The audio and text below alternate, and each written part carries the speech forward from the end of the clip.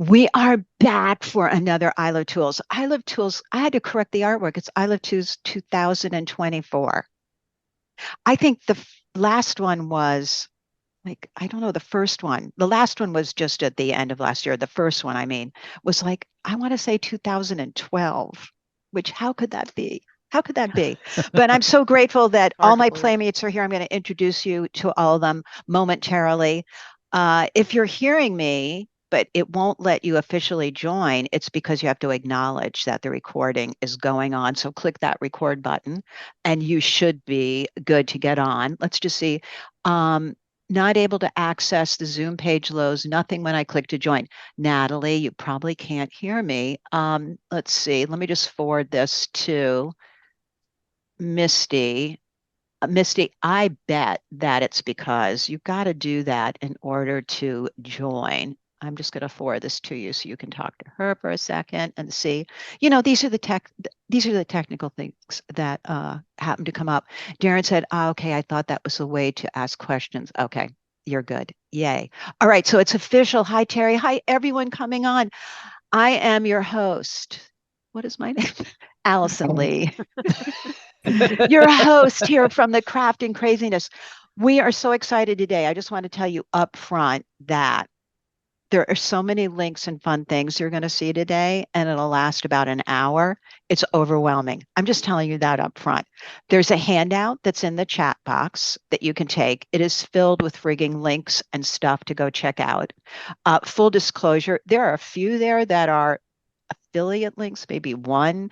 We do try to support all um, small businesses, and we love cool tools. Matter of fact, before I introduce anyone, because I know the party will begin, I just want to give you these two things, which is the coupon code. If you've come on our live events before, we always give a coupon code 20% off ALT 2024. We'll get you 20% off at craftcast.com.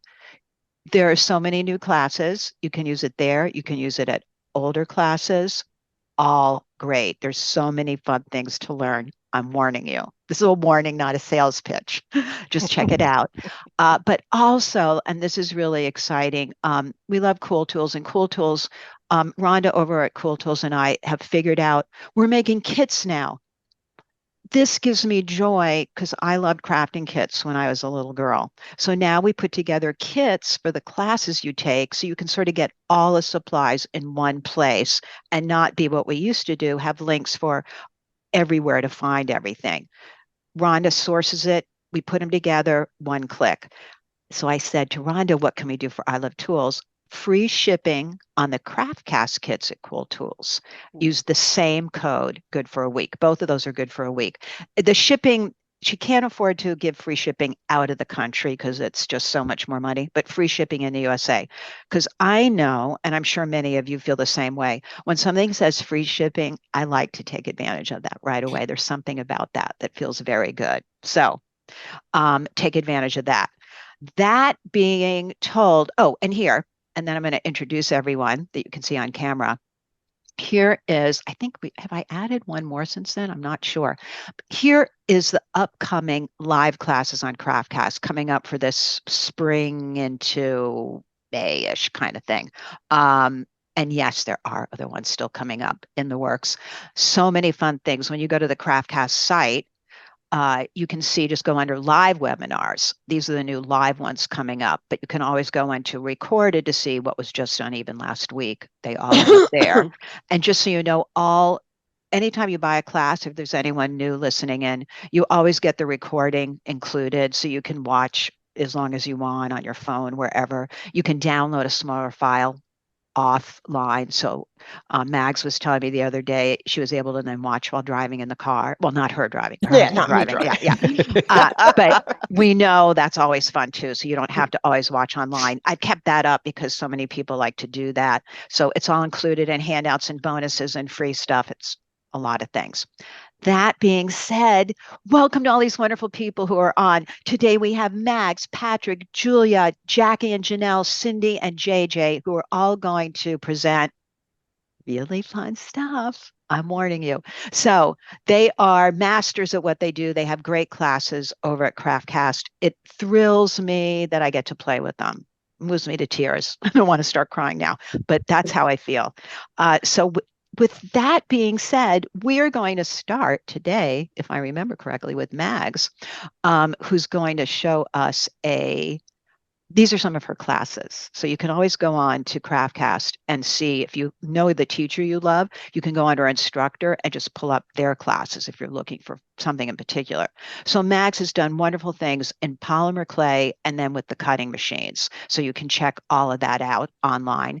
But today, Mags is going to show us something that's really cool called Kaleidopaint.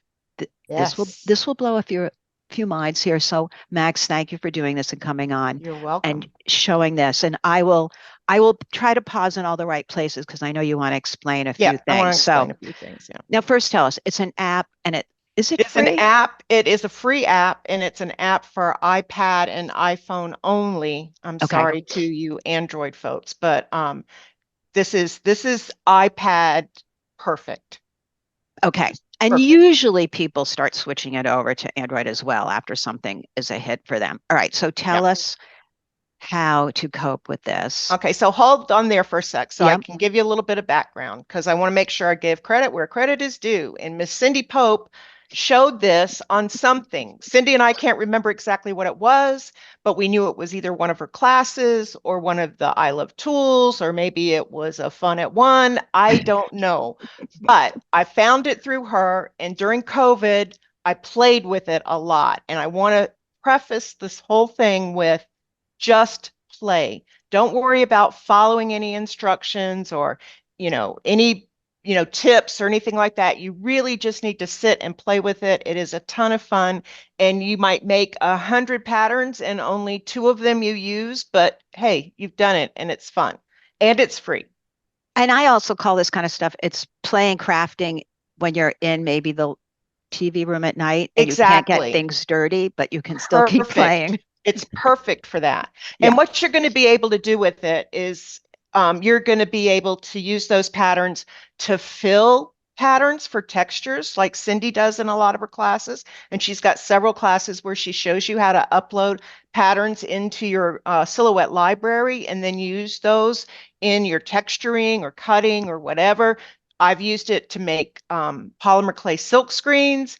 I've used it to make texture sheets, stencils, rubber stamps. We could use them when we use the color. We can use them for polymer clay transfers. And I'm sure the rest of our lovely panel here could think of something that they could use this for once they get playing with it. I So, would just use it as meditation at that yes, point. and So, it can be that too. right. All right. So, let's Shh. get started. Yep. So We're basically in. what's behind it is a symmetry pattern.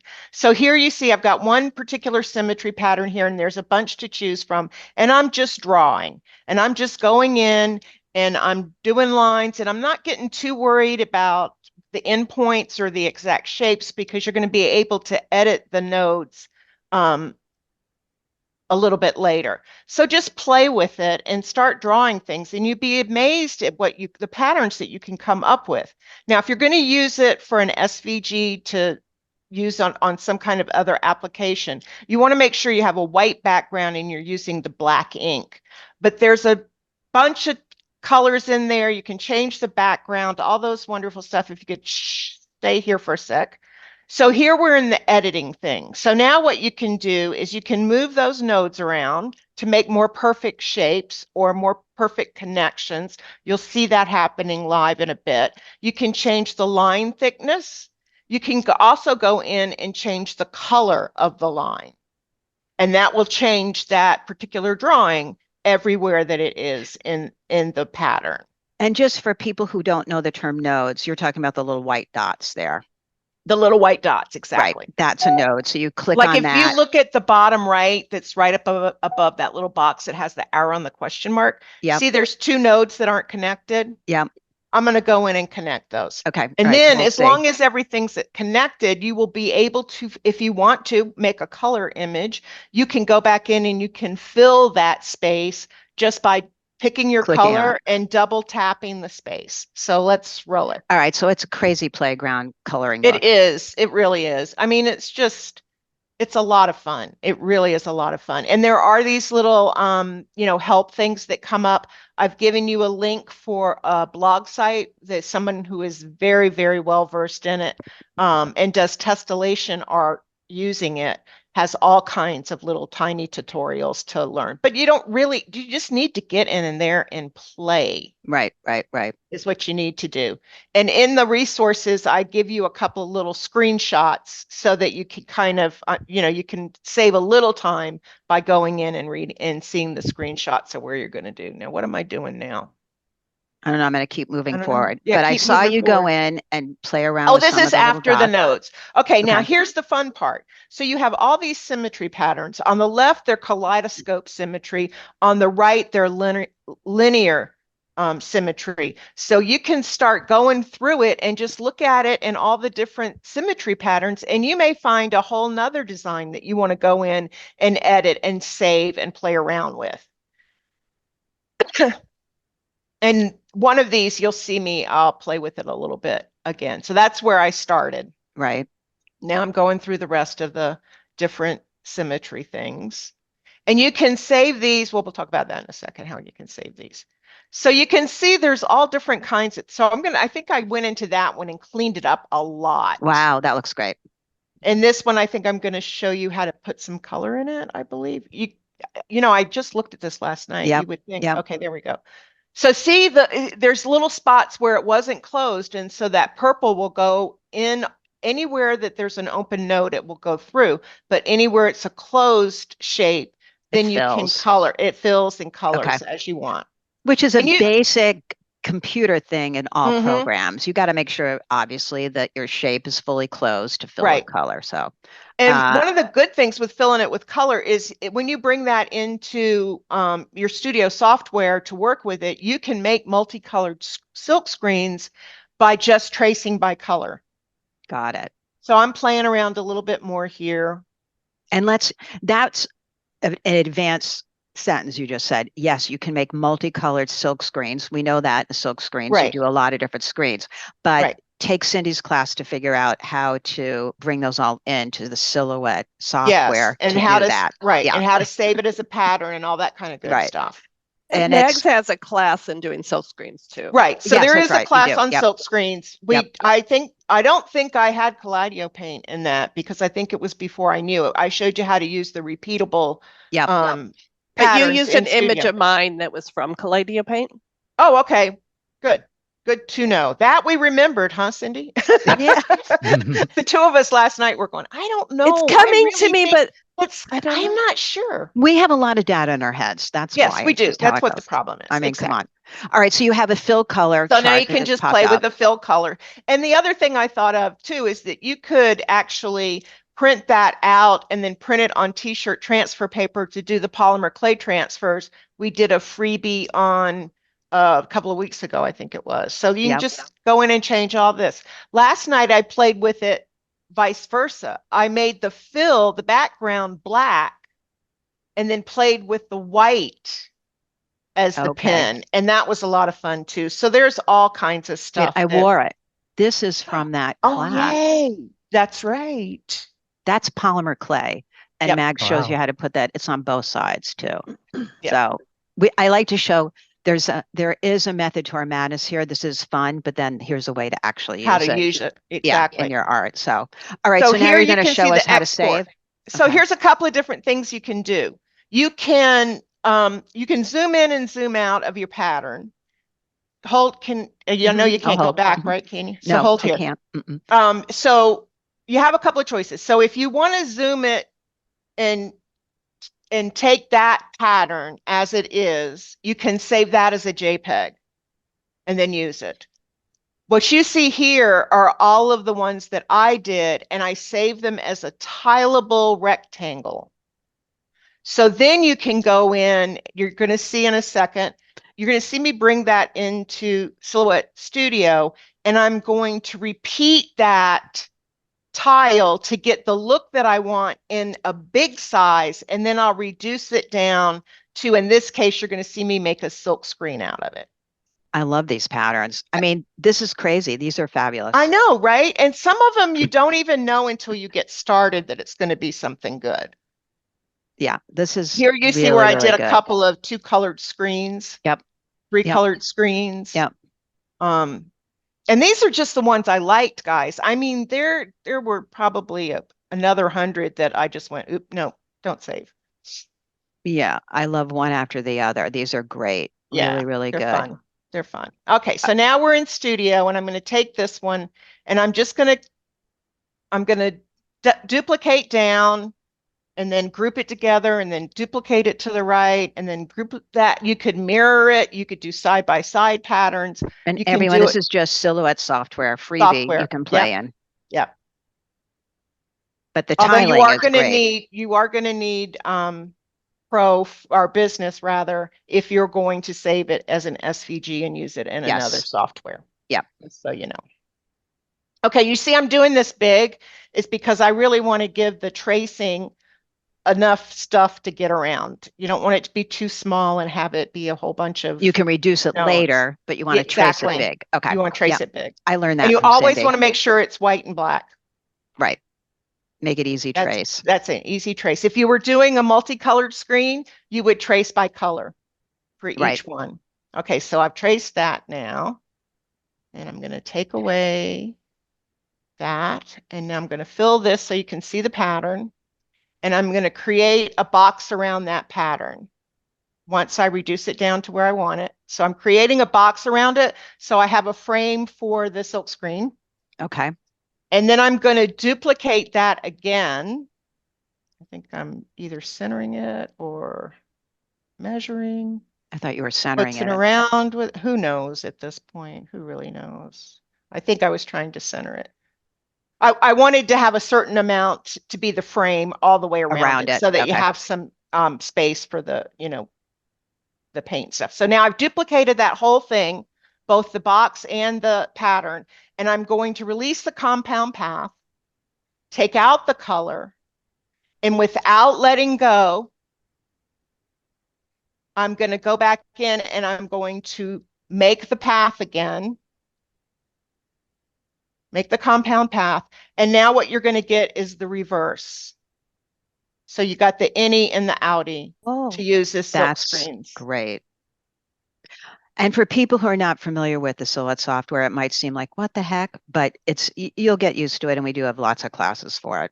So there's silk screens. If you can stop on each picture, so we can explain. So that's the same pattern. You can see on the left, I've got the silk screen. On the right, I did a rubber stamp. On the top 2 earrings, I used the silk screen on the blue clay, and I engraved it in a wood frame on my Glowforge.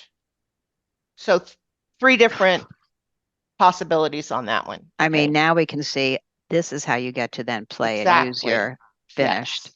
So this is filling frames with the patterns. And like I said, Cindy's classes where she shows you how to, bring in patterns and then use them as texture sheets or textures that you're going to carve out on metal clay. There's all kinds of things you can do with that. Next. Yeah. Lovely.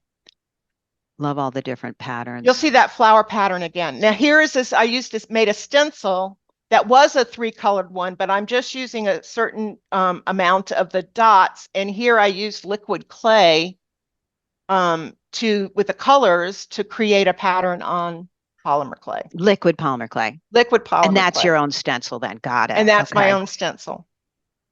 Oh, yeah. There's so many possibilities here. Okay, next. Mags, it's great. Yeah. Fun. What material is that? The stencil material? So what I use is either screen printing film, fabric, or you can just go to the fabric store and get some organza or foil or something like that. And then you use the HTV vinyl and transfer it onto that fabric, and then you have your stencil that you can use. Now here you can see I added some color into it. And one of the things, so you see that really thin line that's creating the diamond shape around the flower? Yeah. That was a boo-boo because I forgot to turn the grid off when I went to save it. Oh, So I got the grid in there, but I liked it. So I interesting. just kept it the way that it was. So here you can see how you can use those tiles to get two different, they're similar, but they're in different, what do I want to say? Similar, but Orientation. oh yeah, Yes, orientation. Thank you. orientation. Thank you. Hey, that would be a great just print out. I mean, if you're not even doing silk screen, just to Well, print out yeah, of your printer to use for a variety of a things. variety of things. And like Yeah, I said, you can use it to make transfer, right, polymer clay transfers as well. right. Like what I'm wearing. So Yeah, there you yeah. go. I mean, that's sort of fun.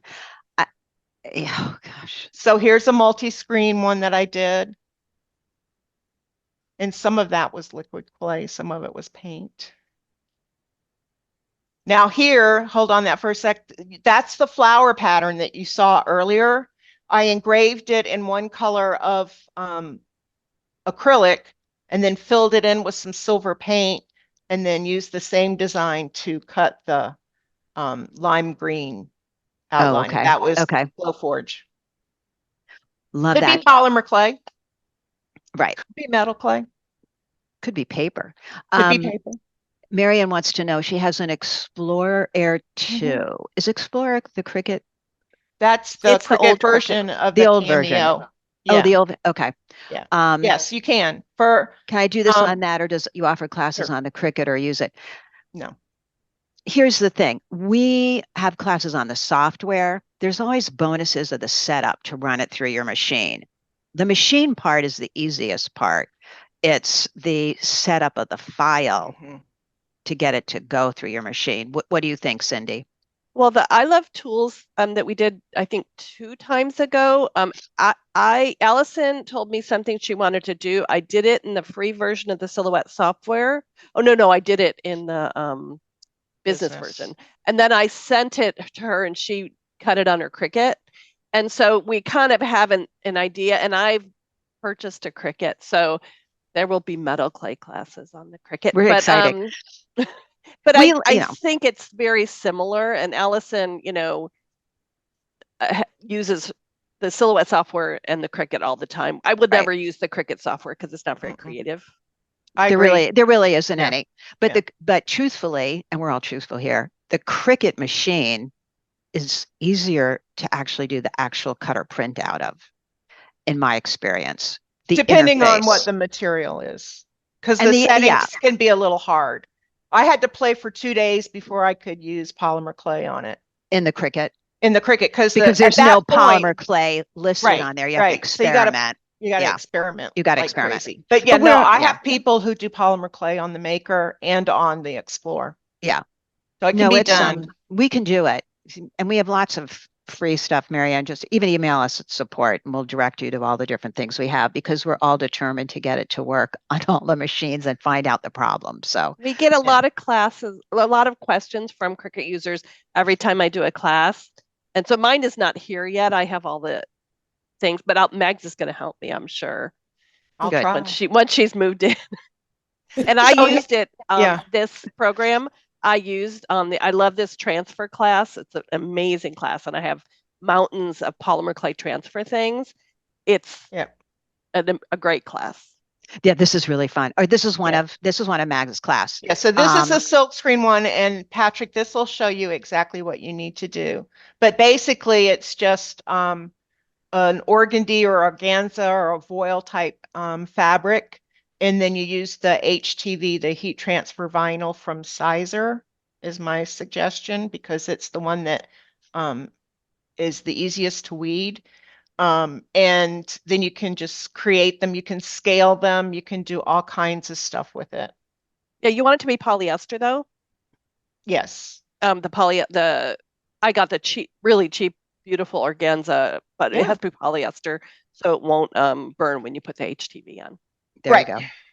And the link for this class, and Misty, you can pop it in the chat box for this Craftcast class. We'll put it in there, but in the handout, which will be on there, has all of this information. That's Cindy's pattern on the hearts up there. That you made. Kaleido. Yeah, in Kaleido. Oh, the talent. And then the next class is on the transfers, I believe. So Oh, if you after wanted to this. print, yeah, the next screen, I think. I don't know. Is it in here? Let me just look I and think see. so. I think you're right. I think you're right. Yep, there There it you is right go. there. And there it is. That's the transfers. That's a piece I'm wearing.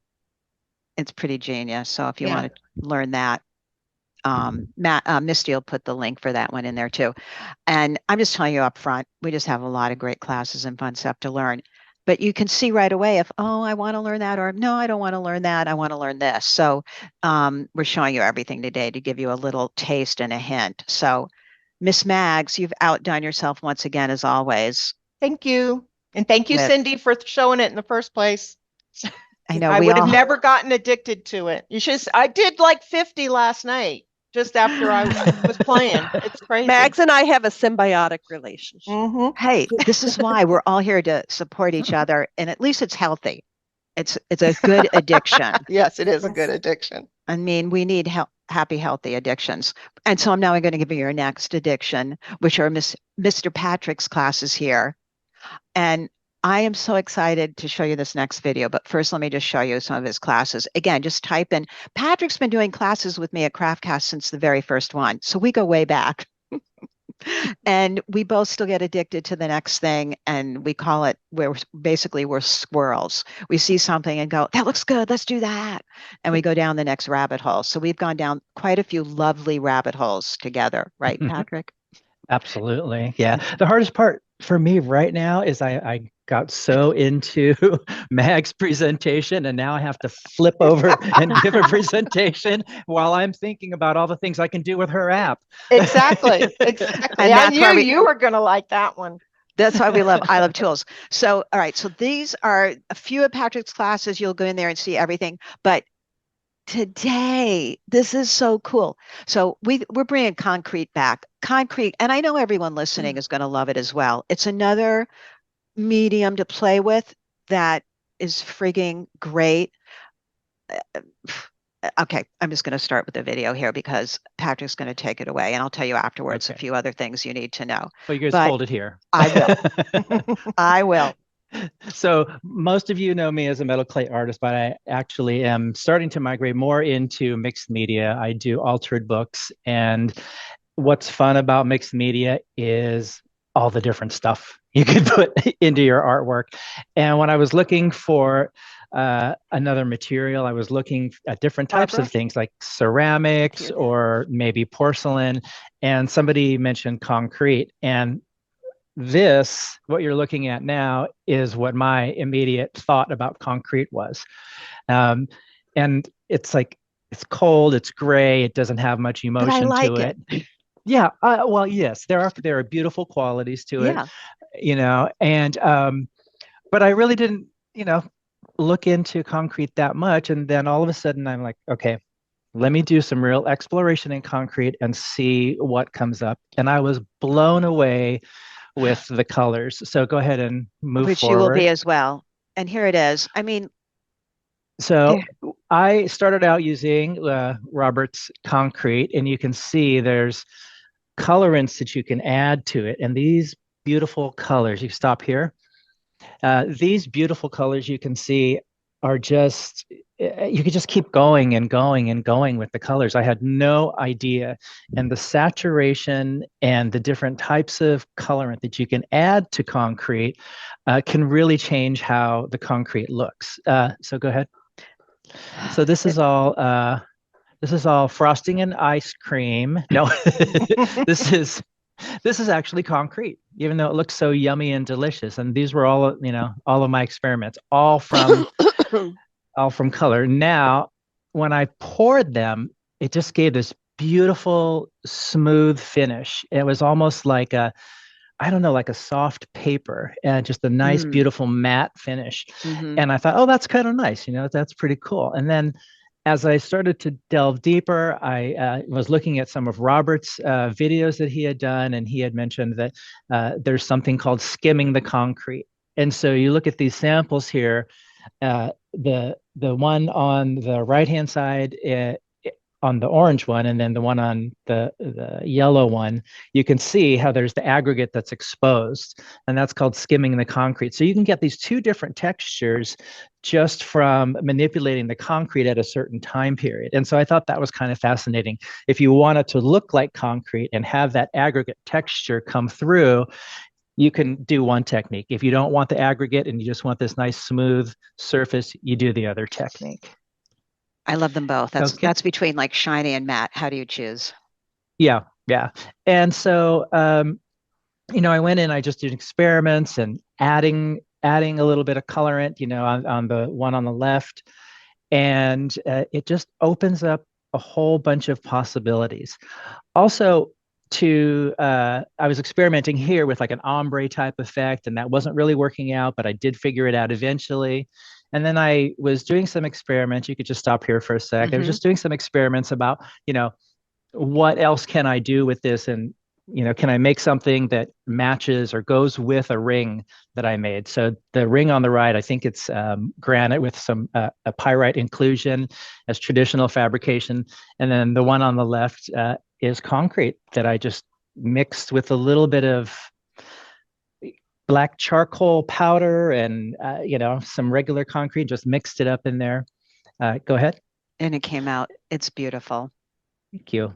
That worked out so well. It's it's like a little painting going on in there. And everyone who's freaking out, wait, I'll tell you at the end here, you're going to see, you can learn all this. We have a class coming up that you're going to want to do. It's just the way it is. I mean, look at these. Yeah, these, two color effects, looks like denim, it can look like watercolor. And this is a great one. Carol wanted to know about, they're very lightweight. Oh, they're extremely lightweight. If you could pause here for a sec, I'll address that. So you can move forward a little bit. Yep. The concrete is really lightweight. And so it's kind of interesting because the concrete, if you were just to weigh it against silver, the concrete is much lighter.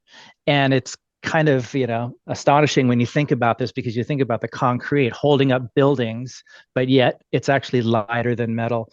And so that was something for me to think about when I'm doing the design, because, of course, when we're designing things, we want to make sure that we pay attention to the weight.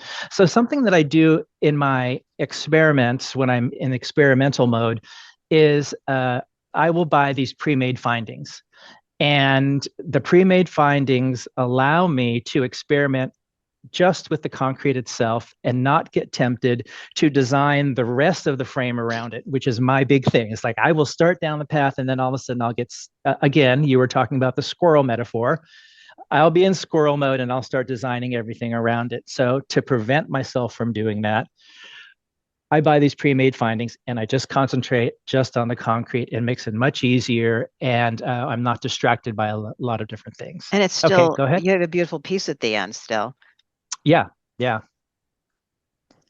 Oh yeah, you can add things. This is salt that I've added to the wet concrete. It's Maldon salt, and it has a bunch of pyramids in it. And then after it dries, you rinse it off, and then you get this beautiful textured look. And what's great is that you can control where you put the salt, obviously, and then so you can create all these different patterns. Go ahead. I love, someone already wrote in here, another rabbit hole. I'm like, yes, mission accomplished. And this is a fun, inexpensive start class. I mean, and now people want to know about element adding. All of this is in Patrik's class. These are all inclusions that you can put into the concrete. I just was experimenting again. And, I tried everything from, resin, and then I rated my bead drawer, and I just thought, oh, let me put some of these things in here and experiment with colors. And it was really good exercise. The burgundy one in the center actually has a finding, that Cool Tools has, and it's just, a regular finding, and you could just stick in there. We use them for metal clay, and they can continue. So we use them for metal clay, and basically it's so easy. You just stick them in there and you can see the profile of that. Got it. Yeah. And then you put a stone in it. Yeah. So all of these are just color experiments with my bead drawer. I set everything up just like this. And I think, okay, what can I put in here? What do I not want to put in here? What colors can I use? When I get my materials all set up, then I go into like this production mode and I start doing colors. Now, one of the things that you can do is you can actually shape the concrete and pour it into molds. And you can see these great colors and how crisp they come out. I mean, it's pretty spectacular. Wow. You can add texture to it as well. So those swatches on the top, I just made a texture plate and made these little samples with it. And in the video, what I'll show is I'll show how I made these samples and go through step by step the process on how to make them. And I end up creating basically like a swatch sample set of all the different colors. And I catalog them on the back and make sure that I know what the formula is to achieve that specific color. And then when I'm done, I can mix and match. And so that's what I'm showing you here. It's like I'm mixing and matching. I can say, how do these colors play well together? How do they interact? What if I use this color over here? What if I use a little bit less of these, whatever it is?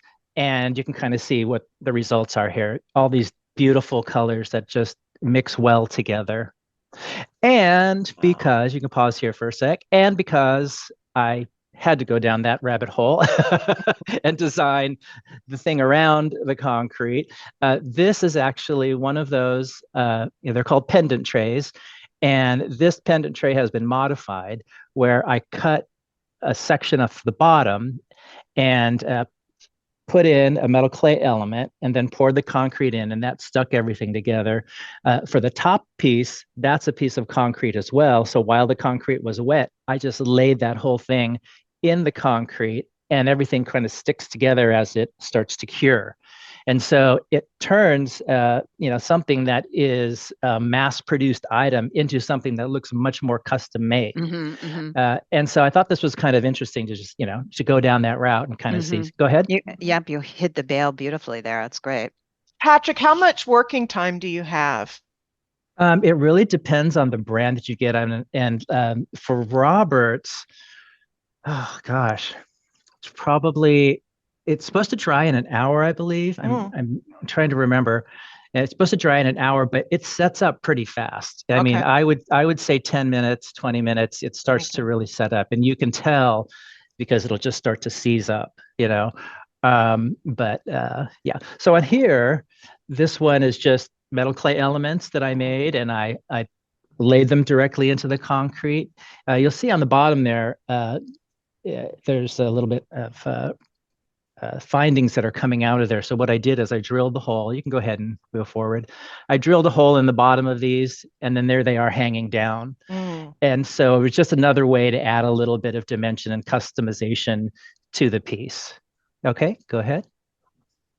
I don't know if I can take any more, Patrik. It's all now. Oh yeah. Same sort of thing. And so you can pause here. Same thing. I drilled holes on the bottom. I added the concrete, mixed up the concrete. But what I embedded inside of the concrete was a piece of metal clay. This is art clay bronze. And this was made with a fondant mold that I found at Michael's or someplace. And I just thought, I bet this will work for metal clay. Took a portion of it and went through the whole process and then decided to embed it inside of this. So it turned out real well. I like the contrast between the two. And you can kind of see here some of the samples, with the molds that are used. And I want to show you this here as well, because this is kind of cool. This is not included. So you get a little preview here. I don't know if you guys will end up seeing this, but you see the detail in this? This is concrete. And so it holds crazy amount of detail. It holds. Okay, now look at the detail on here. Yeah, that's just ridiculous. Oh my gosh. Right? Yeah. And then with the colors and with the molds, you can do all sorts of really cool. I'm just going to show a couple here. These are so lightweight and just cool elements to add. And what I'll do with these is I will just go ahead and take these, and what I do is I'll just put them in a bag and crack them with a hammer, and then take the individual piece and embed it into something. And so that's really kind of a fun thing to do. And then the other thing is you can add a gold. So this is just gold that's been, Gold leaf. gold leaf that's just been laid down right onto the concrete. I Oh, colored the gosh. concrete purple. And, somebody asked it, does it chip? And it can chip, yes. So when I think about concrete and using concrete in jewelry, I think of treating it the same way as I would treat porcelain or ceramics, or a piece of shell that you would find, on the beach. It's like it's durable, it's beautiful. Is it going to break if it falls on the hard floor? It may not. It just really depends. But when you're putting it in jewelry, you have to design it properly to make sure that everything gets held into place Right. and it doesn't take all the wear and tear. Listen, Patrik has gone down this, we'll call it a rabbit hole, and come up with so many things and put together this class to answer all your questions, to play, to color, to do. You'll find it on Craftcast. Misty, you can put the link into his new class in there. It's fabulous. And we will have a kit at Cool Tools. You can get, it's Robert Danzig's, what is it called? Creative Expressions Concrete? I forget the official name of it. You can probably put into Cool Tools, just write in Create Recklessly Artists Concrete. Art, and you'll find it over there. It comes in, a manageable amount. I know that Patrik is buying large sacks of concrete now. That's it. Not you true. Don't have not to. true. No, not okay. true. Because right. the concrete that you get at the store is very different from this type of artist concrete. All right. There so you you go. want to be careful about that. Thank you. Because Thank you. So it's and also in the kit we'll have this class are the blanks. We love how simple and clean this blank is. It's just a whole fun way to start playing and making things, and the investment is low if you want to do something that's not a pure metal. Absolutely. And I was thinking about that when we were talking about the next I Love Tools, because the past couple of I Love Tools, I know I put a couple of high ticket items out there. Oh, okay. And so I thought this time it's going to be $20. Yeah. Or whatever it is. Yeah. No, and then you of course did good, Mag shows something that's a free app. So yeah, you did good. Listen, it's going to be a really fun class. Just sign up, everyone. We're going to have a blast. And Patrik has just come up with so many ideas on how to add all of your things. One of the things I said to Patrik, what a great way to play with all of your, if you do metal clay, all of your little bits and bobs you have left over, even polymer clay, but all your little things, or do you just collect on my desk here, little things I find? Robert Danzig got me in trouble that way. He's like, just when you're in a parking lot, just always walk with your head down and look and see all the things that are broken on the ground. And yesterday I did exactly that. And so, it's all those little bits and bobs, and you can use it in the concrete, and it's great. So it's true. I'm looking forward to it. It's going to be Our great DMV fun, had darling. the best stuff in the parking lot, I tell you. There you go. All the smashed and flattened little bits of shiny metal. And rusted and yes. Yeah, I know. I have a whole jar of it right over here. So anyway, that's coming up, everyone. I know you're excited. There's links for everything in the handout and in the chat box. So we will be going into all of that. Thank you very much, Mr. Patrik. It's always fabulous. So yay. So now we have two things. We're psyched. My palms are sweating. I'm just saying. All right. Now this is perfect because Miss Julia Ray is going to show us, first of all, she has fantastic classes over on Craftcast, all kinds of goodies here. Her new ones coming up are mastering the open shank ring and adding all kinds of goodies on top. There's 2 different parts to that. That'll be fabulous. I'm in love with those friggin' garden rings. And so definitely take a look at that. Use your coupon for that. Lots of fun classes. So, but today, and this is sort of perfect, Julia, we're talking about mold. So she's giving tips on how the right way to do fill your mold so that you get a result that you like. Am I saying that right, Julia? Yeah, that's about right. I'm talking about a very specific type of a mold here. Right. For this. Right. Yeah, I mean, it's applicable to all kind of molds, really. Yeah. Right. And this came out of, Julia has a class on Craftcast that is her summertime charm. So it also came out of that idea, and we talk about it there. So thank you, Julia, for helping us do better molds. Okay, just hold here for a minute, Alison. Just let me explain the background of this a little bit. So this is kind of metal clay 101, really. It's very, very it's the first thing a lot of people do is molding. And they mold stuff and then they make pieces in metal clay from those molds. Hold on 1 minute, Julie. Can you turn your mic up just a little bit or put it closer to your mouth? Is that better? Let's see if you can just turn it up a little bit more. All right. Now let me see. How do I go about doing that now? Oh, it would be in your sound settings. Sorry, guys. Let's just take a moment to pump it up.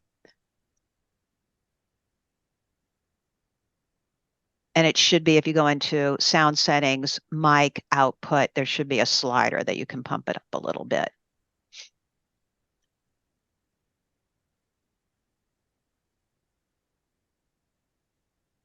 Oh, wait, you hit the mute button.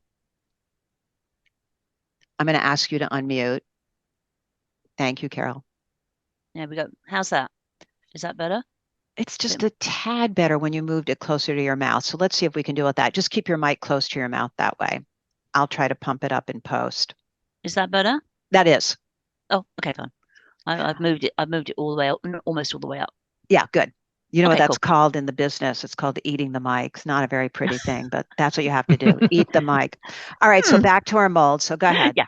Okay, so one of the things that can you just hold that for a minute, Alison? Yep. So just one of the things that I get asked quite a lot by beginners particularly is two things really. One is, how can I make sure that when I mold something that's got really nice sides or edges, or coming up like a shell or something like that comes up to a really nice crisp edge in my mold, how can I make sure that I don't have to then, once I put the metal clay in there and allowed it to dry, I have to then do a load of filing and everything. And the other thing is, if I've got a complicated mold like this one, where you've got these 5 kind of arms on the starfish, how can I fill this properly? Because when I try and fill it, with lots of bits and pieces all over the place, I get all these lines on the front of it where I'm putting two separate bits of metal clay together in, wet metal clay in there, or I end up with loads of it coming up over the sides because I'm just smushing it in there, trying to get it all in there in one big lump.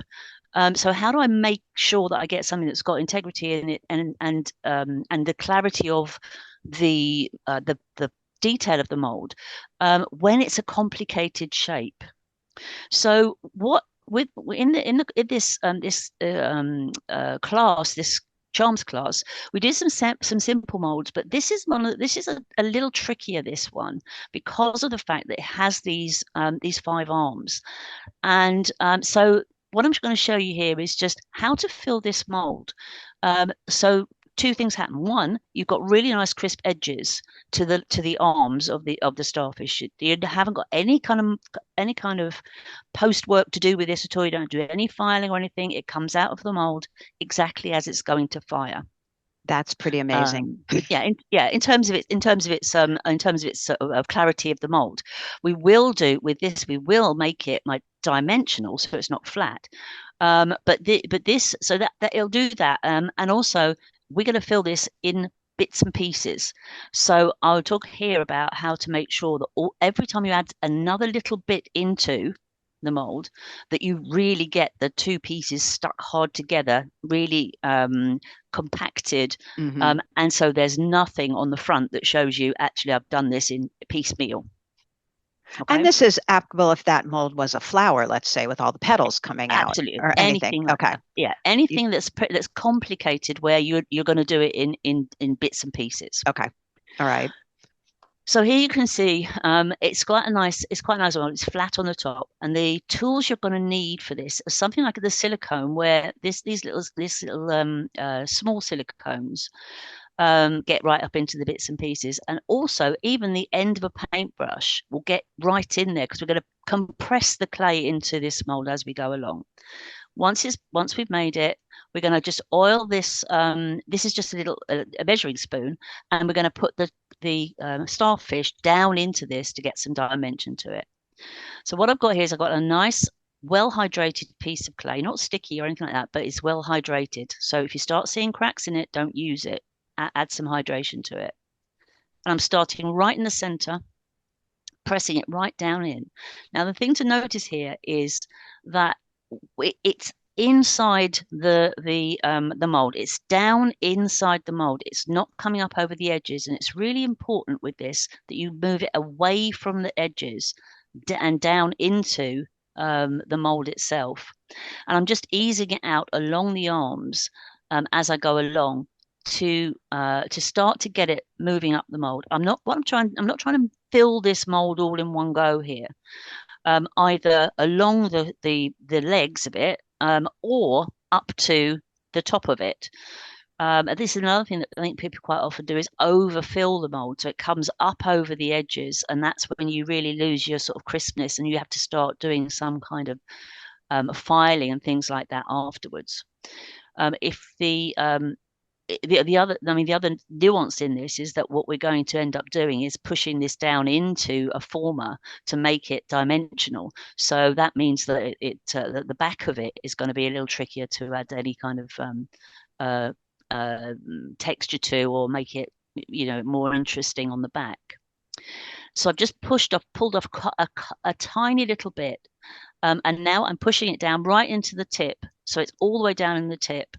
And I'm going to do it again here. So a little ball in there, push it right down hard into the tip there, and smooth it back up into what we've already put down in there. So what you're doing is you're just pressing these together, and I'm using quite a lot of pressure. So you see, I've got it I'm holding it in my hand at the same time as I'm actually using the pressure down onto the clay, because I want to be able to really make sure I press that down hard. And by holding the mold in my hand and pressing from the top like this, I know the kind of pressure I'm putting on there, and I know that I'm really compacting that fresh clay I'm putting in with the clay that's already in there. So again, just get it off the edges, always off the edges, off the sides, off the where it should not come up over the top of the up top of the mold. If you've got a little bit too much, get that somewhere else, move it around. No water used. Sorry? Any water used at all? No water at all. And each time I am actually just wrapping the excess clay back into that little bit of cling film as I go. But this is why you need to start with pretty well hydrated clay, really nice. Fresh clay is good. Maybe even add a little bit of water to the fresh clay when it comes straight out of the package, just to make sure that you've got plenty of hydration in there. There's no oil in this mold or anything like that. It's just going straight down into the silicone mold. So I've got another little end here to fill. But you see, I am making sure all the time that I'm pushing it down into the mold, not up over the sides at all. It needs to really make good contact. Now, I'm pressing down with my thumb now. It's a bit tricky to get in there, which is why you need the silicone tool that gets right down in there. But I can add additional pressure to it. And also the paintbrush, this end of the paintbrush, that's hard. So the silicone is giving a little bit, and that helps you to just get the bits and pieces in there as you go along. But if you press down with something hard like the paintbrush, you're going to really get down in there. So I'm just pulling it away from the edges of the mold. Now, if you start to see the metal clay come apart at any point, start pushing it down again. Live. Go back to it again and push it down. Okay. So I'm just now releasing it from the mold. Perfect. Yep. So I have it in my fingers now, and now I'm going to put it into this former. So this is very, very simple to be able to form these kind of things like this, but I'm getting it right down in there with the little legs kind of hanging over the end, and you can play with this for a while, get them in the space you want them to be in, just moving around, so that you've got that dimensionality. Because this is a stainless steel little spoon, you can put this on the hot plate. Yep. And that's it. That's it. So once you've got it in there, I mean, what we do in the actual charms video for this in the class, we put a stone in the center of that. Yeah. But you could embed a piece of wire into there, and then put a pearl in or something like that, or a half drill bead or something like that afterwards. Anything. Once you've got that down in the mold, down in the former. and the legs of the starfish come up. So it makes really nice earrings, makes really nice pendant, that kind of thing. I love it's a summertime charm. There's the link there in the chat box. So what I've learned, Julia, is no wonder I've done it 100% wrong. Not a little wrong, 100% wrong when I was filling my mold. Just saying. It just helps if you don't have to do too much cleanup afterwards. Yes. What you end up with is a really nice, yes. It's really true to whatever it is you molded in the first place. Yes. No, that came out so great. And here's your class coming up. And I'm just in love with, I'm in love with that middle. Well, I'm in love with all three rings there because it's flowers and just beautiful. So it is this is going to be great. All of Julia's classes are fun. What did Carol just write? Love this. As I do so much with molds, I never learned this technique, right? I mean, it makes so much sense seeing her do it. It's like so great, the not clean up part and trying to clean it up. So yeah, it's very thank simple. you. We always look forward to your classes. This is going to be great fun. Take a look at that, everyone in the live. Use your coupon code now if you want to sign up. It'll be great, like all of Ms. Ray's classes. We have still more. Thank you, Julia, for showing us the white Ray to do it. How do we keep going on and learning more? Applause. Thank you, thank you, thank you. Missy Every just day is a school day.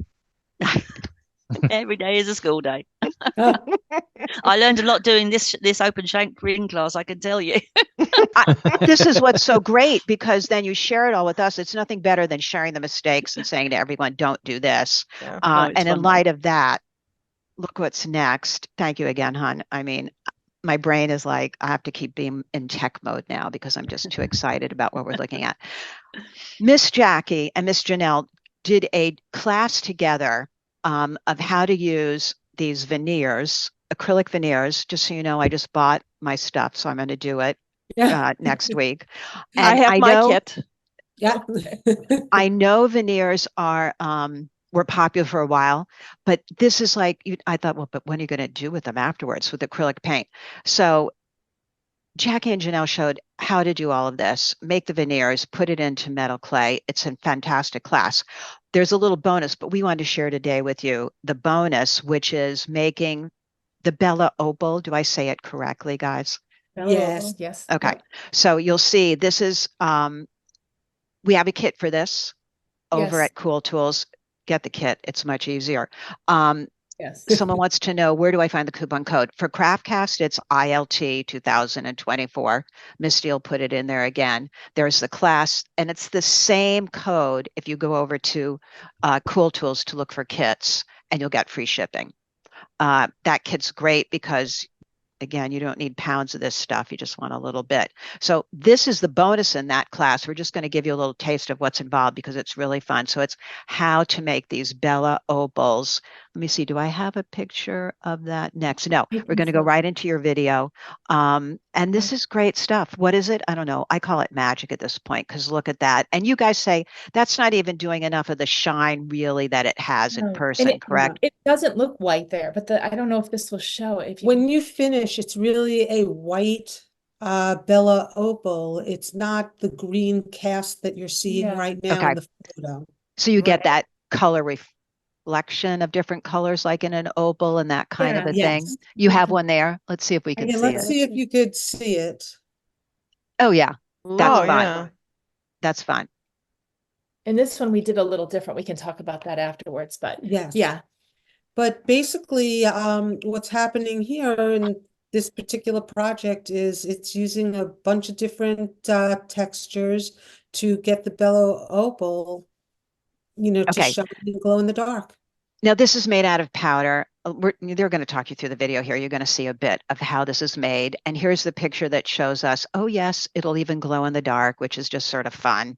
And the kit at Cool Tools has this specific Bello Opal that we use and the glow that we've tried a number of different glows because there's beautiful glows out there. Yes. And different different opals. This particular one works phenomenal. So that's why it's in the kit. The same and that's thing what we resin. love, that all of you try the things out and say yes to this one, no to this one. So we don't have to go through that. So there you go. There's a kit for that. All right. So you're going to walk us through a bit of how to use the magic Bello Opal, I don't know, dust, I'm going to call it at this point, and the glow in the dark and added to it. Yes, and right here, Jackie has already added the glow in this piece. So Okay. we're going to show how to apply the opal. Okay. And in the main video, it actually shows how to make the pendant. So Right. Yeah. this Right. is a metal clay pendant. Right. It's made with art clay 999. Right here, it's very important that your measurements be accurate. And usually the cups we find don't have good lines on them. So use a fine Sharpie so that you know that you're getting a good measurement and mark it off on your cup. That's a good idea. That helps because Yeah. the lines are thick on those cups. Yes, and you're pouring clear resin into a clear cup. Yeah. Those Yeah. lines disappear anyway, so that's perfect. Good tip. Especially with this resin, it's crystal clear. Which is good, just Yeah. hard to see. Yes. Right. Okay. And you then- guys use gloves when you're using resin. That's good to see. It gets sticky. Yep. Yeah. We Yep. try to wear gloves. We try to wear masks when needed. All safety precautions. Yep. Definitely for the sanding, everyone. Don't Yeah. forget to put on your mask. I'm sure we all still have a bunch left over. Yes. And this particular resin that we use that's in the kit, the mixture is 1-to-1. And like Jackie said, it needs to be exact. Yeah. It makes a big difference. We had a couple of students that thought that they could do what they usually do and pour a little of this, a little of that, and this never set up properly. While you're stirring, someone wrote, is that valid on Cool Tools for the concrete? Good question. I'm not sure. The kits, yes. I'm not sure if that kit is up yet. We'll find out for you. It's free shipping on all the kits, Craftcast kits. We'll work it out though. Send us an email. We figure everything out. Now you see, as you're mixing this, it starts to get a little cloudy. Don't worry about that. That all goes away. You'll see some bubbles. Don't worry about that. Those will go away also. But you do want to follow the directions and mix it for as long as they suggest. And I think we did it for 2 minutes. She's scraping the Yes. sides and the bottom to make sure it mixes really, really well. Oh, the old follow the directions direction? Yes. And I'm not a direction follower. Really? Yeah. She's put, there's the Bello Opal. It comes like that. And she poured a little bit of epoxy resin into another cup so that it wasn't A large amount that you're wasting your opal and you're wasting your epoxy, I mean your resin. Got it. You could always make more if you have to. Mhm. And a little goes a long way, more Yeah. than you expect, right? You'd be surprised. And now I'm making sure that it's mixed well, and I'm going to add more because I don't want it to be more resin than opal. I want Okay. more Okay. opal than resin. Got it. It looks like something familiar in the bacon world right now, but I can't Yes. remember. Yeah, It that looks- Bello Opal is real. So see how white and bright it is in this video? Yes. Yeah. That's what it looks like when you're done. It's just the pictures that I took, I didn't do a very good job there, but it looks like really pretty white opal. Opal is one of my favorites.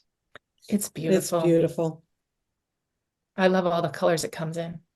And in here you could see I'm just filling around the heart.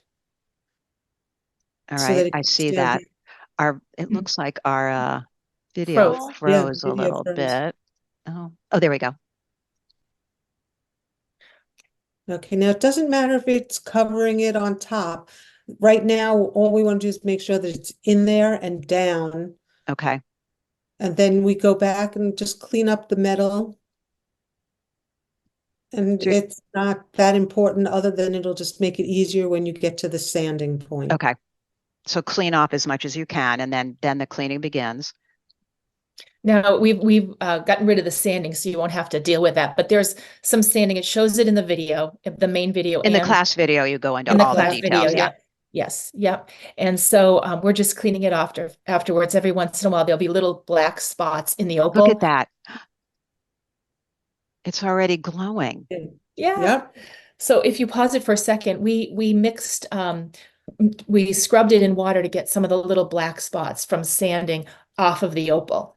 And in this particular one, you can see the heart during the day, and then it glows around the heart. And what the other opal I showed you earlier, this little piece here, we're doing a little bit different. We've covered the whole thing, Oh, but at night or when you have it glow, there's a heart back there and it shows through, sort of like a little secret. Yeah. Oh, you know what? When you Mhm. just held that up there, that looked, we could see the Oh, you actual could see Janelle. the heart. Yeah, we could, no, we can't see the heart, but we could see how glittery and Oh, opaly it looks. Oh, good. Oh yeah, Yeah. that's Yeah. mighty darn pretty. And then the little heart that's behind actually comes through it. Throughout, A little I surprise. love it. yeah. Again, that's a kit over at Cool Tools. Misty, if you have that kit, just put it in the link there because you get the little containers and the stuff that you need to make that all work and get the class and everything. It's just so, so darn pretty. Thank you. I We mean, you love guys really figured it out. Yeah, you really don't get the full effect in there at all. Yeah. It was Yeah. better on camera when you got that little glitter. But the idea of it glowing is just so fun, It's fun. It is fun. Yeah. It was a right? lot of fun. The class loved it. And that's the full class, the main class. Yes. Learning how to do the opals just one of the bonuses. The full class is the whole thing of making all these veneer type paintings in your metal clay. So it's really fun. And you'll become It's addicted. The nature of the business.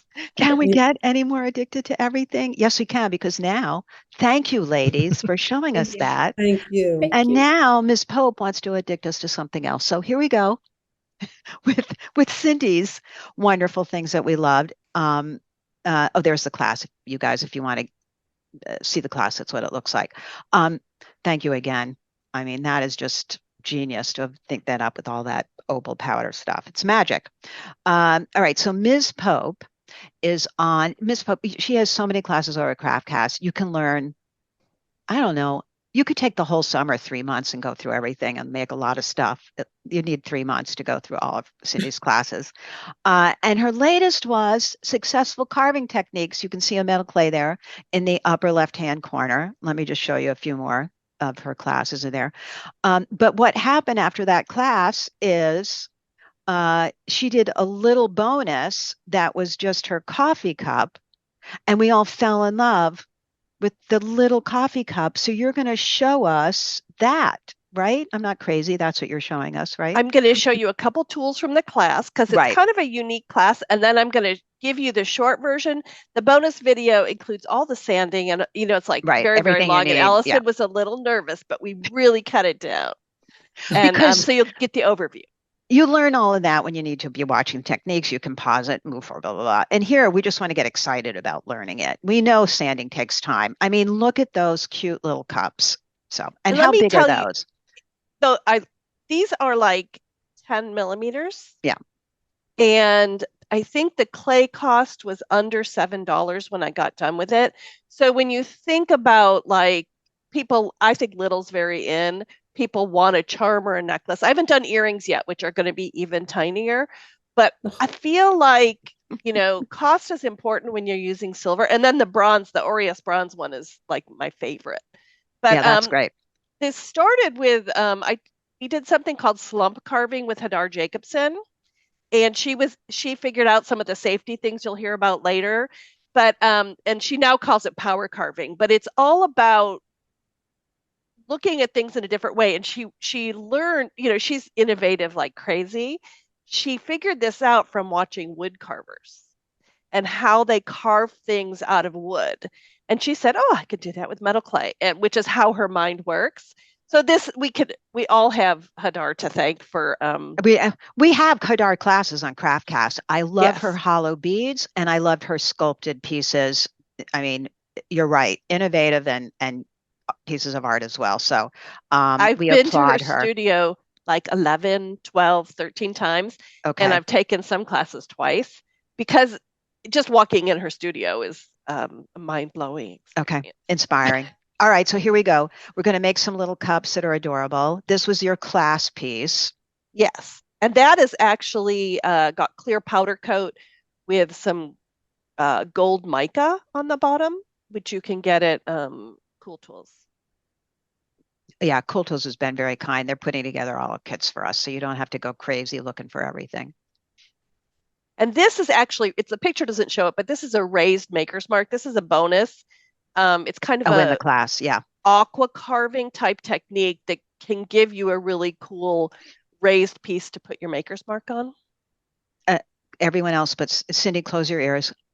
Whenever Cindy does a class, she does an equal amount of bonus videos as well too. So if she's like, oh, I want to show them this. So you learn a lot in all of her classes is all I'm saying. I can't stop. I work a long time on coming up with the class, which is very fun. It's my creative process. And it's like, oh, I learned one more thing. And why don't I try this? There you guys get the benefit of that. I think there's like over 3 hours worth of videos. Yeah, no, it's really fun. Another rabbit hole to go down here. And that was a popular little piece from that class too. Yeah, and this was just what we did a practice in paper clay, and this one I didn't really show how to make, but you can, from the class, I think you'll be able to figure out how to do many of the things. Yes. And I'll teach you how to use paper clay, which is really cool. And then there's a setting the stone one, which I have on right now. So there's a picture. That class, you can get the whole kit for everything, so you don't have to go searching. And Cindy approved and used everything in the kit. So that link is in the handout. I tested that, I have one of those expansive, fancy micromotors, and it's really, it has a cord attached. So this is a rechargeable, and it's much easier to carve with a rechargeable. And I really, really liked this one. And then I used these big ball burrs, never used those before. And we're using something called, I think they're called micro carving tips that also come in the kit. Mm-hmm. And I have used those also with Hadar for a long time. And they're really unbelievably important for making small marks. Micro diamond burrs. Yes. And it's really, I gave you everything I think you need to carve. Yeah. I mean, we always think like you have some basic, if you're doing metal clay, you have basic metal clay tools. So that's an option if you want to add on, but we put in there what's a pain in the butt to go find all the links everywhere else. And I have 50 different those little tiny burrs, but this gives you a variety of 10 different ones in one little kit. Yeah. All right, carving safely. So you have to carve safely. I've been really careful of my eyes and my breathing lately. So it comes with this little shield, but also there's a little tray to catch all the sanding. And the cool thing is reconstituting is super easy when you're carving, because it's just like pure, no oil, no nothing in it. And I have a reconstituting video too. Of course, I had to do that. You can see that acrylic shield in the background. It's clear, so you can't really see it. That's what Cindy's talking about there, so that you don't have stuff going right up into your lungs. And I use a little, and there are a lot of little, this has all the different collets for different things. And it comes with some really nice little attachments. And anything cool tools, you can buy it separately if you have some of these things. But I really love this kit. I'm really happy I have all this stuff. I know. We all are always happy when I love all this stuff. All right, here's our shield. So you see through it, but you don't have any dust flying right into your face, which is nice. And you could get a $500 thing at Rio that will suck out all the air and stuff. But to me, I want to save all those, especially if I'm using silver. Yeah, well, it's falling down. Gravity's your friend. You just don't want to breathe it in because it is in the air. And here's my Mask Lab mask. So if you don't want to use the shield, you want to use a respirator and some safety glasses. So here's a little easy thing that I made. It's a sanding circle on a tile, and it's 220 grit. And I'm just going to show you real quick how I made it. This is the cheapest thing in the world. Really super nice to get flat bottoms. So I just take a basic 6x6 tile, and then I used lots of little sanding sticks also.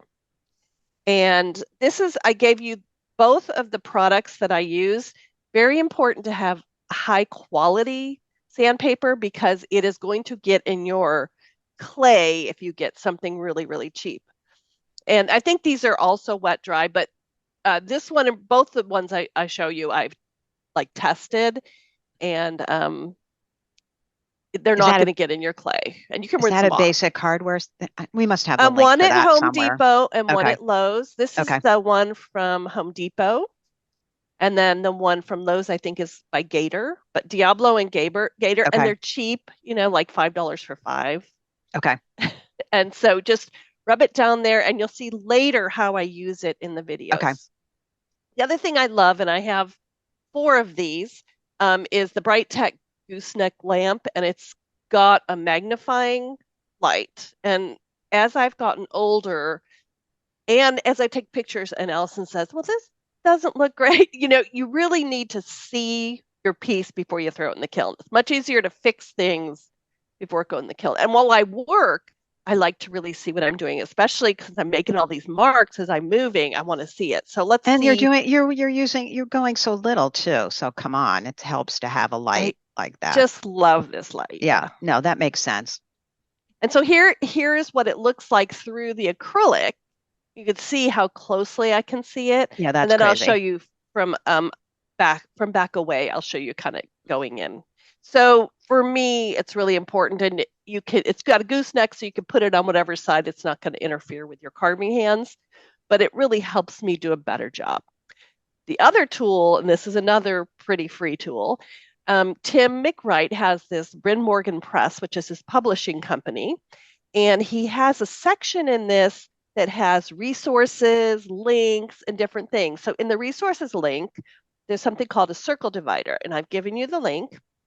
And I use this to make consistent marks on these pieces. Now, you don't have to be symmetrical, but even when you're not symmetrical, you want to know what is top and bottom and sides. So it comes in I just printed it out on cardstock, and it's got a really nice little mathematical explanation of what they're doing. It also, I didn't really read that, but so it tells you, like, if I want to divide it in 8 places, it shows you how to do it. Right. You just look at the number. So I'm going to show you me using it in the class.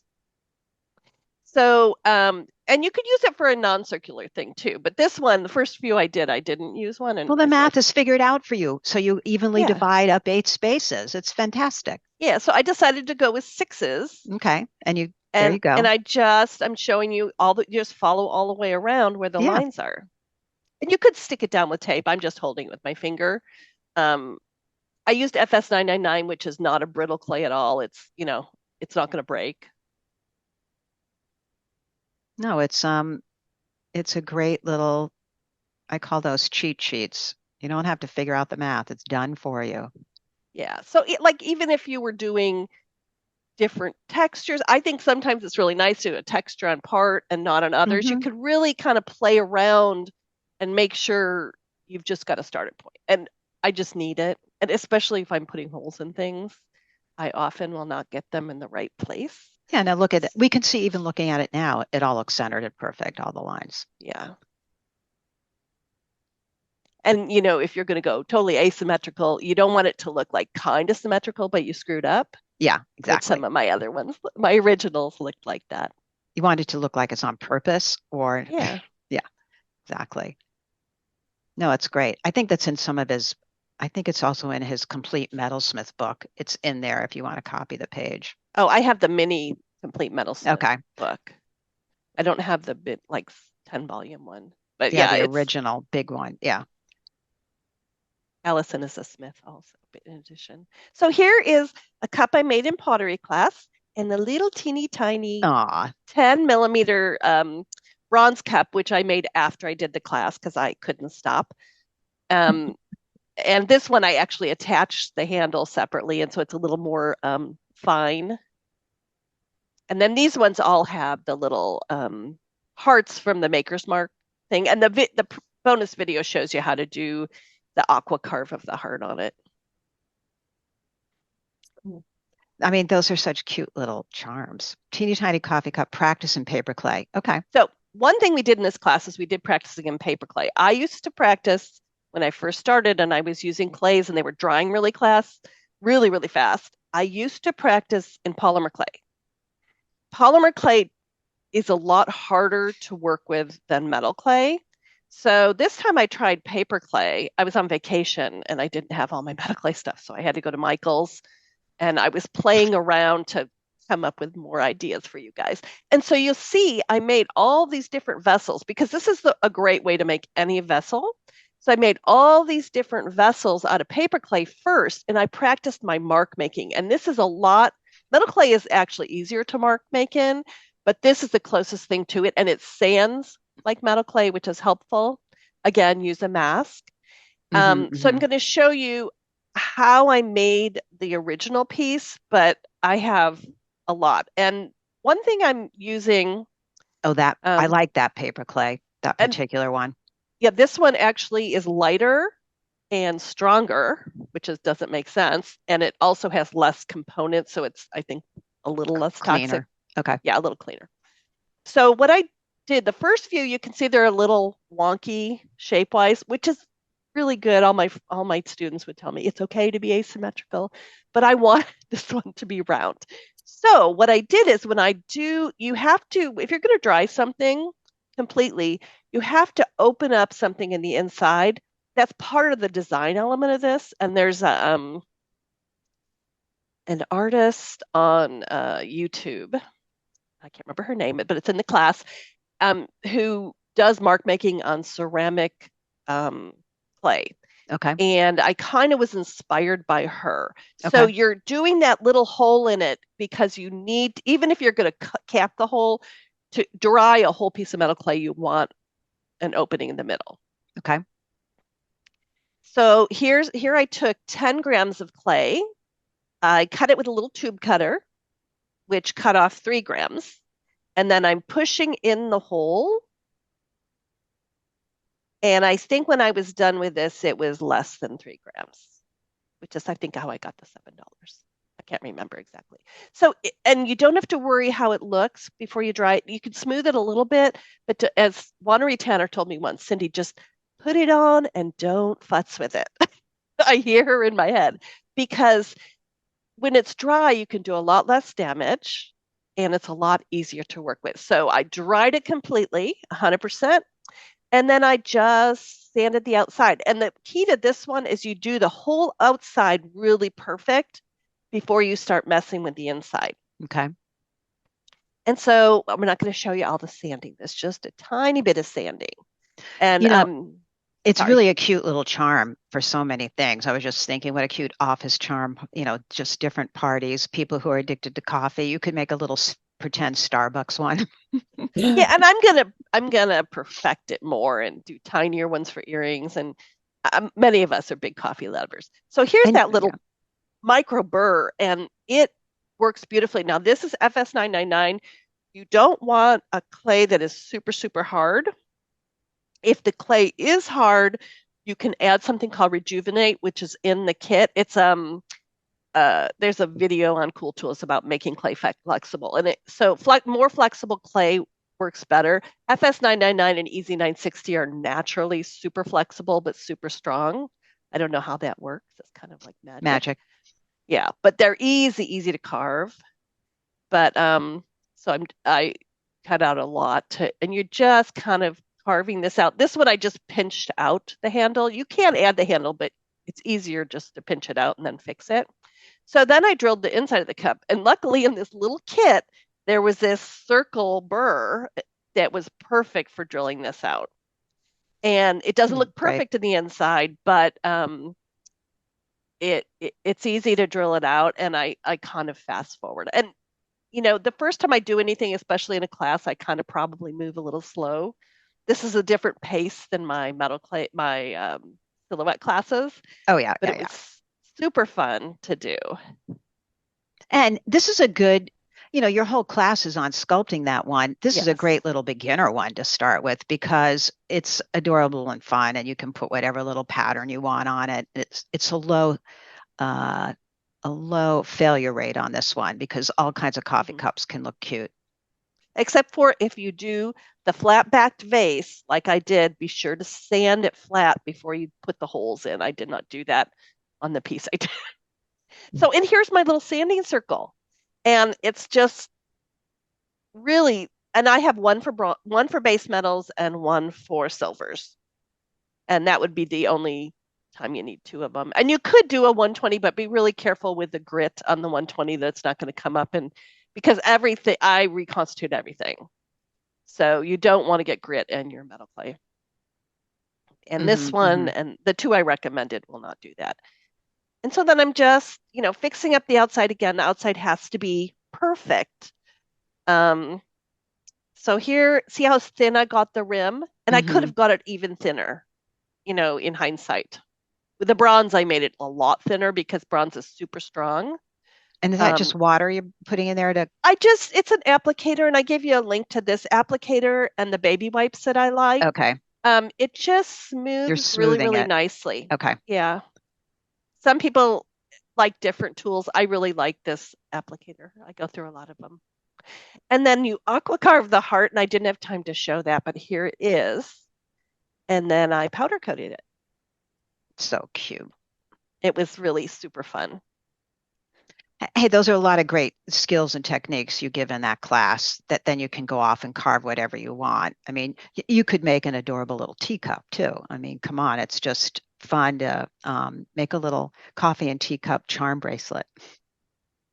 I think you could do a teacup with a little plate. We're very creative, and I think I love a replication. I think it's a super fun challenge to metal clay artists. And so carving, this kind of will give you the basics with the paper clay to try anything. Try it, see what you like. See nothing. Yeah, see the proportion and all that. I love how this is going to blend right into our next fearless leader, JJ, who's going to show us charms. I love charms. You guys love, I'm a charm freak. I think they're just so much fun to wear. So the molds and everything, I love it. Here's what Cindy's class, what you learn in there. That's great fun. So Cindy, thank you for all of your work and just moving forward and finding all the things that don't work so we don't have to go down there and you tell us what does work. So thank you. I love to do it. Yeah. Yes, you're genius like everyone else at this. It's greatly appreciated by all your fans and followers. So now, JJ, are you there, babe? I am. Yay! JJ, those were her classes that she did before. I shouldn't have gone by it as fast because that simple silhouette curio earring with the sparkles and the things embedded, another resin class. Gorgeous. Shoot, I even made in there. Maybe Misty, put the link for that class in the box, please. Simple silhouette curio earrings, because that, I think it was the bonus, was that wonderful clear glitter bracelet. I made those bangles. You did? You made the bangles? I did. I made 3 of them. And it's like clear resin with all of the, what did we put inside? I don't remember. Leftovers, like studio scraps. So darn cute. So anyway, that is a really fun class. And so JJ is now going to also play with resin, and she is, of course, she's going to come up with a class soon, and it's going to be a charm school class. So we know that'll be fun with resin. So JJ and I were talking, and she does great metal clay work. And she said, what about, I want to play with resin. And you tried another resin, and you thought you liked it. And so you're going to share with us that resin. Yeah, these are ultraviolet resins, which are slightly different from some of the resins that we were looking at earlier today. And Lisa Pavelka had one out for years that I really, really liked. Magic Gloss, right? Magic Gloss, yeah. Right. But I don't believe they're making that anymore. But the market has been flooded, and all of these companies have come in with a lot of variety, and it's very inexpensive now. So I've been testing out a bunch of them because I love the versatility of it, and I love the transparency that you can get from using the UV resins. So yeah, it's great fun. Can you also bring your mic up just a little closer to better? Perfect. Yep. Yeah. All good. All right. So you're going to show us this, and this is a great little kit. Let me stop there for 1 second. We have a link for that is in the handout, and maybe if Misty, you can grab it and put it in there. That'd be great. We have, I love this. Kathy just wanted to know if we have Glowforge lasers. We have classes on how to make the files for your laser, because Kathy, that's what's most important, because you can cut stuff, add resin to it afterwards, whatever, but it's how do you make the file? The Glowforge is easy basically to set up. I don't know about their new cheaper one. Does any of you guys have the the cheaper one that Glowforge came out with yet. I forget what it's called. Anyway, it's more about setting up your file for the machine. And we do have classes for that. So, all right, let's go on here with, this is a cute little friggin' Yeah. So what I was going to say resin about this kit. kit though, Allison, for the upcoming charm school class, probably this kit would be included in our kit for charm school. Perfect. But right now, this is available on Amazon. It's only $17. It's really a good value, and you get a starter amount of resin. You get a really nice blue silicone mat, which You is get the also, light. Oh, you get the light you get the too? light. Yes. Yeah. Yeah. You get the light. And what's cool about the light is it's foldable and extremely portable. I mean, this whole thing could easily go in a duffel bag or a suitcase if you're either teaching a class or maybe just you want to take some projects with you when you're going on vacation, do a little work. So it's USB ready, just plug it right into an outlet. Yeah, crazy. And there, we have the link for it, so you guys don't have to look. You'll see. All right, so there we've plugged it. You're plugging it into your outlet. Yeah. Yeah. You used to have to use the ones for nails, like when you would get your acrylic, and those are heavier and bulkier and stick your hands in. And now it's literally almost like a fold-up mirror, like a compact. These are some of the nail art stickers. They're really easily accessible on Amazon. But if you search for nail art or nail charms, the nail charms search is interesting because it starts to give you three-dimensional things as opposed to just flat stickers. So some of these like the Scorpio and the Cancer and the Leo, you can get the star signs, you can get the actual words, nameplates, and they're all very, very small, which is fun. And some of them are rhinestone encrusted. So it gives a lot of variety of things you can use. So this is a shield that we're going to make in the charm school class. So I didn't go through making that here. It's just a teaser, but we're going to learn how to make these shields and then play around with the combination of the stickers and the three-dimensional charms and putting them. I had like 150. I didn't show you all that and waste time showing you, but there were so many different iterations. Do I want, to Cindy's point earlier, am I looking for symmetry? Am I looking for asymmetry? What works? And I figured out that the gold lettering looks particularly nice on a black patina background. It shows up really nicely. So I decided to go with that. When it comes time to place the stickers, I mean, it's super easy. Just tweezers, peel them off gently, press them down with your finger, make sure there's no air bubbles. They're transparent. Great that they already have a little stick on the backside to stay in place. Yeah. And because they're meant for nail art, and generally you would have a color on your nails, the sticker itself is transparent minus the actual decorative part. Oh, so it got disappears into the back of your jewelry. You can't even see it anymore. How convenient. I'd rather have my art on my pendant, not on my nails, frankly. Right. So these are just two letters, JS, and then this is supposed to be the Aquarius. It looks like a double X, but it's supposed to be the water sign for Aquarius. And this is the UV resin. Now, I will tell you, you can cure it under a light pretty quickly, like a minute or two. You can also cure it outside in sunlight. It takes a little bit longer, but if you don't have a UV light, you can set it by a window.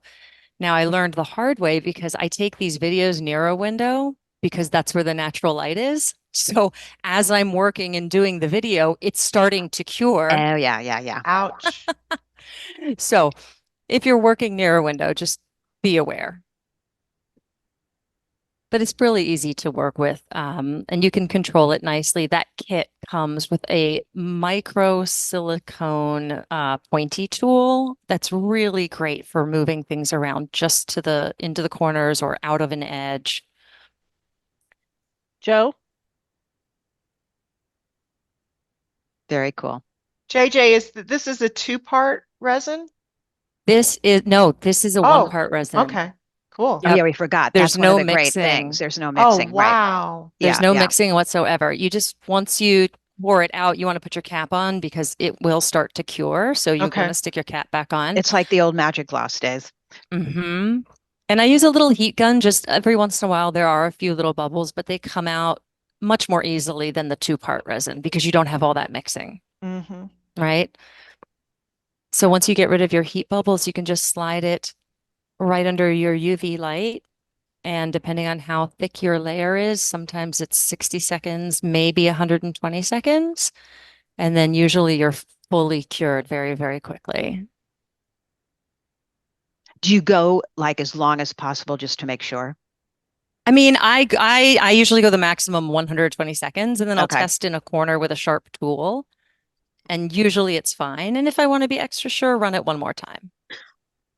Right, before touching it. That looks great, Yeah. That's JJ. And brilliant. I can see what you mean. The sticker doesn't show up behind. Right. And it gives it doesn't translate in a photograph, but when the light hits it, you get it's like a 3-dimensional effect, right? Because it Yeah. builds up that layer and you have that glossy shine when it moves. So it gives it a little more weight. It gives it a little more heaviness. I was also thinking back to the concrete that we were looking at earlier, because concrete, as you mentioned, can be a little fragile sometimes. It would be fun to play and see if you could do almost like a gloss protective coating over the concrete Can and you see guys what all kind of just that is. come over this weekend and stay here, and we'll order food in and we'll just play. I think I have all this. I have all the supplies, so That would be perfect. right, Yeah.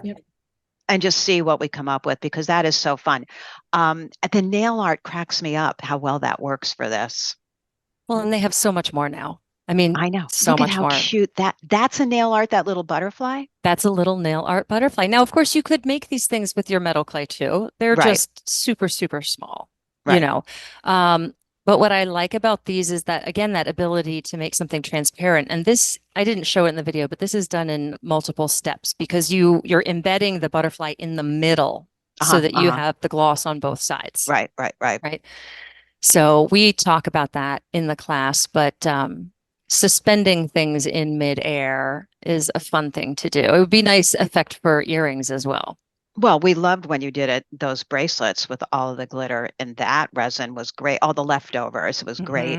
Yeah, it's the possibilities. Shoot, I should have put mine on. They came out great. Yeah, really fun. I And you love can the also transparency. You can also just use it as a top coat on your regular, like the middle piece that you see here. It's just a metal clay necklace with some letters and some flowers. But I did pour a top coat on top, and it rounds it off a little bit, and it also protects your patina because sometimes I don't want to use just the standard black max. I want to actually get a nice purple green liver of sulfur patina, which of course will change over time. So when you put that gloss on top, it seals in your patina exactly the way you want it, which is kind of nice. Okay, I'm now at the point of I am now vibrating.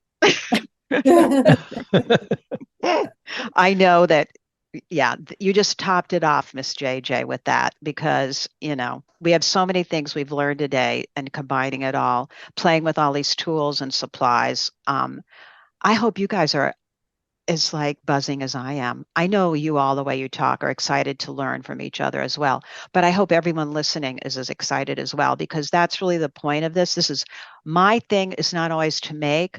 My turn on is to be able to share with all of you so that we all get excited and happy. That is my fun. So I hope you all get that, because we just were shown a lot of fun things, is all I can say. A lot of pretty and shiny that we can learn, and different ways to get creative expressions, from large to small, to spending a lot of money on metal clay to not. So it's great. You guys, I just bow down to all of you for showing this. It's really, really fabulous. I don't, I love it. I love all you guys. So take advantage of the coupon code to buy classes. All of you listening, you want to take all these classes. I know what you mean. But sign up, and just, you can put them in your library. So that way I find, and I'm talking now as a person who watches the classes, I don't find anything on TV that interests me anymore, but I'll sit there on my phone and pull up a class and learn something. You don't have to sit down and do it all at once in your studio. You can get an aha moment just watching at any time. So enjoy it for that. I think it's a very healthy thing to do. is to learn how to be creative and work that way. It's good for all of us. So thank you, everyone. So remember that, and remember, now I'm just thrilled to work with Rhonda over at Cool Tools. We have a fun time putting these all together for you too. We try to make them great and fun to order and with everything in there. So free shipping on the Craft Cast kits at Cool Tools. Use that code. Good for a week. USA only. I don't know. I'm going to bet if you throw in some metal clay too, that's not part of the kit, it's still free shipping. So take advantage of that. Cool Tools is great. One of the reasons I love working with them is because their customer service is perfect. Rhonda's like me. You just want everyone to be happy. So we like that. So thank you, everyone, for coming. A recording will be on Craftcast in the library, in your libraries, if you registered that way. If you just did the quick link and jumped on Zoom, the recording will be on YouTube. But then if you want it in your Craftcast library, you'll just have to go through and repurchase it for free, and then it'll be in your library. So we just like to try and make it out there for everyone. So I look forward to seeing everyone on our new class. Oh, the first class coming up is Pam East, who couldn't be here today because she is teaching. But if you want to play with an app and fix your photos, mind blown is all I'm saying for that first class. So check that out. And there's so many great classes coming up. Just look at them all. And thank you, everyone, for coming on. I appreciate it so much. Big hug. Thank you guys for coming. Thank And I will see you all online soon. Thanks again, everyone, and have a great Saturday. Go make something beautiful. Bye-bye. Bye. Bye. Take care. Bye. Bye.